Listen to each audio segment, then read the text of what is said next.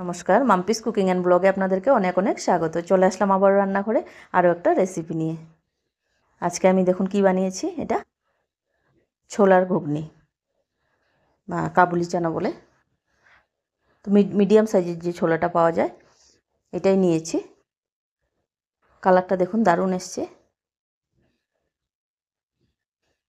তো ছোলার যে মশলাটা কিনতে পাওয়া যায় চানা মশলা, তো চানা মশলা ছাড়াই আজকে আমি ছোলাটা কিভাবে বানাবো দেখবেন। মশলাটা আমি ঘরেই রেডি করব।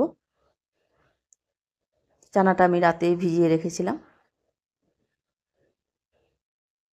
এখন একটা প্রেসার কুকার নিয়ে কুকারে আমি চানাটা দিয়ে দিচ্ছি। আরও একটু সামান্য জল দিয়ে এর মধ্যে আমি 4টার মতো এলাচ, এক টুকরা দালচিনির টুকরা দিয়ে দেব। এতে করে চানার ফ্লেভারটা অনেকটা টেস্ট হয়। পরে আবার উঠিয়ে দেব আমি, এটা ঘুগনিতে ইউজ করব না। এলাচটা দালচিনিটা কুকারে সিটি মারার পরে চানাটা সেদ্ধ হয়ে যাবে, আর পুরো চানাটা যখন চানার মধ্যে স্মেলটা চলে আসবে তখন আমি এটা উঠিয়ে নেব, উঠে ফেলে দেব এই দালচিনির টুকরাটা আর এলাচটা। আলু দুটো আমি দিয়ে দিয়েছি সিদ্ধ ছোলার সাথে। এই যে মশলাটা আমি এখন রেডি করে নিচ্ছি। 1 চা চামচ দিয়ে দিলাম গোটা ধনে, 1 চামচ না 1.5 চামচের মতো গোটা ধনে দিয়েছি। এই দেখুন মৌরি দিচ্ছি 1 চামচ, গোটা জিরে দিলাম 1 চামচ, আর 2টা শুকনো লঙ্কা দিয়ে এটা আমি ড্রাই রোস্ট করে নেব। ড্রাই রোস্ট করে মিক্সড করে এটা পাউডার বানিয়ে নেব। এই মশলাটা এমনিতেও ঘরে বানিয়ে রাখবেন, কোনো নিরামিষ তরকারি বা মাছে মাংস দিলে দারুণ খেতে হয়।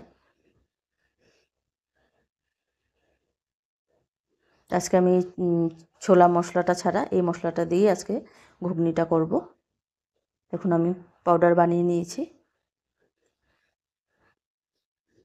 এখন আমি বাকি মশলাটা রেডি করে নিচ্ছি। 2টা টমেটো নিয়েছি কেটে, 3টার মতো লঙ্কা নিলাম, রসুন নিয়েছি আমি কয়েক কোয়া, আর 1 টুকরা আদা। এটাকে আমি একটা পেস্ট বানিয়ে নেব।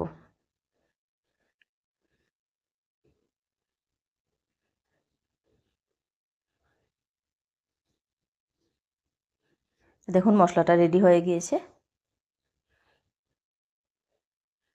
এদিকে আমার ছোলাটাও রেডি হয়ে গিয়েছে। আলুগুলি বের করে নেব। এই জলটা আমি ফেলবো না, জলটা আবার আমার লাগবে কাজে, কারণ এলাচ আর দালচিনি দেওয়ায় পুরো চানাটার থেকে দারুণ একটা স্মেল বেরিয়েছে। আলুটা আমি উঠিয়ে নিচ্ছি।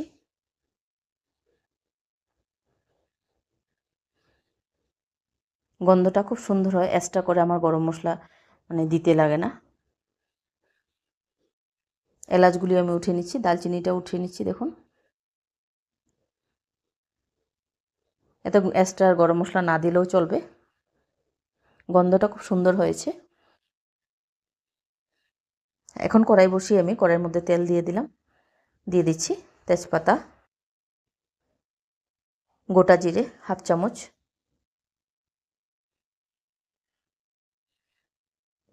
জিরেটা একটু ভাজা ভাজা হয়ে গেলে চিটচিট করে আওয়াজ হবে, একটা গন্ধ বেরোয়, তারপরে আমি দিয়ে দিলাম পেঁয়াজ। পেঁয়াজটাকে একটু ভেজে নেব।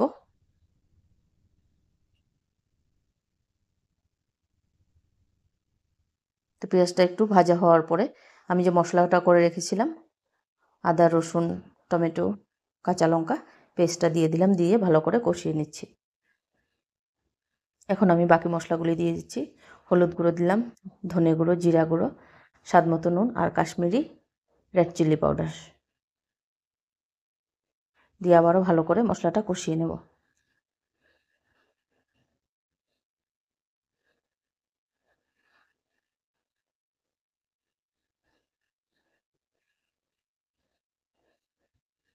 দুটা সিদ্ধ করে রাখা আলু আমি ম্যাশ করে দিয়ে দিচ্ছি।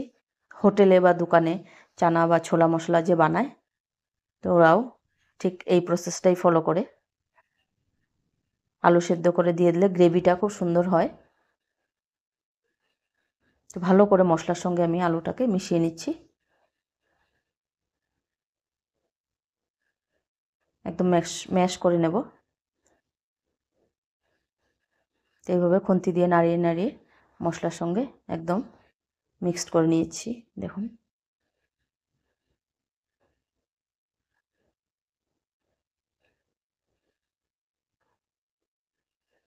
এখন আমি ছোলাগুলি দিয়ে দিচ্ছি। ছোলাগুলি দিয়ে মশলার সঙ্গে ভালো করে 5 মিনিটের মতো আমি রান্না করে নেব।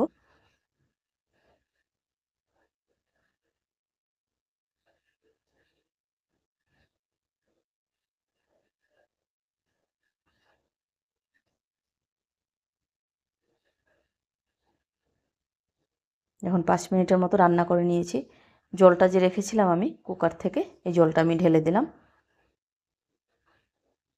দিয়ে ঢাকা দিয়ে আরও 5 থেকে 6 মিনিটের মতো রান্না করে নেব। ওপর থেকে দেখুন গুঁড়া মশলাটা দিয়ে দিলাম 2 চামচের মতো। ঘরে যে আমি মশলাটা রেডি করেছি, আপনারা চাইলে এতে কস্তুরি মেথিও দিতে পারেন। আমি কস্তুরি মেথি দিই নাই, উপর থেকে একদম ফ্রেশ ধনেপাতা দিয়ে দেব। কিছুটা ধনেপাতা ছিটিয়ে দিচ্ছি। ধনেপাতা দিলে কস্তুরি মেথিটা না দিলেও চলে।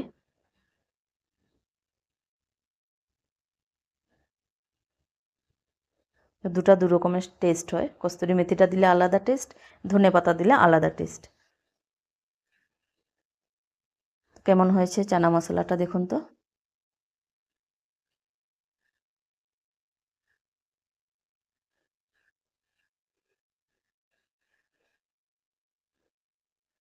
ভিডিওটি দেখে কেমন লাগলো? ভালো লেগে থাকলে একটা লাইক করে দেবেন। কালারটা দেখুন অনেক সুন্দর এসছে।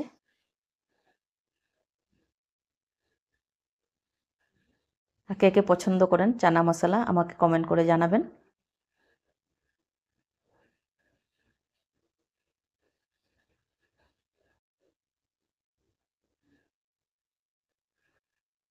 আবারও ফিরছি নতুন ভিডিও নিয়ে।